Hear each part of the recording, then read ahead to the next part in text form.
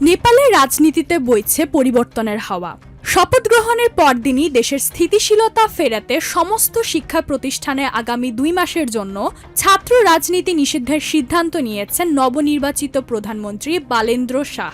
সাবেক এই র্যাপার ও রাজনীতিকের এমন সাহসী পদক্ষেপ এখন দেশজুড়ে আলোচনার কেন্দ্রবিন্দু।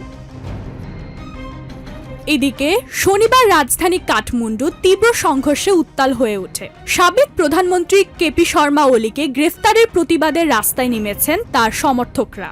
পুলিশের সাথে দফায় দফায় সংঘর্ষে উত্তাল হয়ে ওঠে রাজপথ। ওলির দল সিপিএন ইউএমএল এই গ্রেফতারকে রাজনৈতিক প্রতিহিংসা বলে দাবি করছে।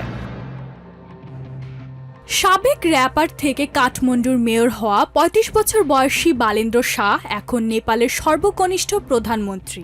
শুক্রবার প্রধানমন্ত্রী হিসেবে শপথ গ্রহণের পর নেপালের দুর্বল সরকার ব্যবস্থা ও ধীর অর্থনৈতিক প্রবৃদ্ধিকে জোরদার করা এবং রাজনৈতিক স্থিতিশীলতা ফিরিয়ে আনাকেই প্রধান চ্যালেঞ্জ হিসেবে দেখছেন বালেন্দ্র। তার মাত্র 3 বছর বয়সী দল রাষ্ট্রীয় স্বাধীনতা পার্টি আরএসপি গত 5 মার্চের নির্বাচনে 275 আসনের সংসদে 182টি আসনে বড় জয়ের মধ্য দিয়ে দেশটির রাজনীতিতে শুরু হয়েছে এক নতুন অধ্যায়।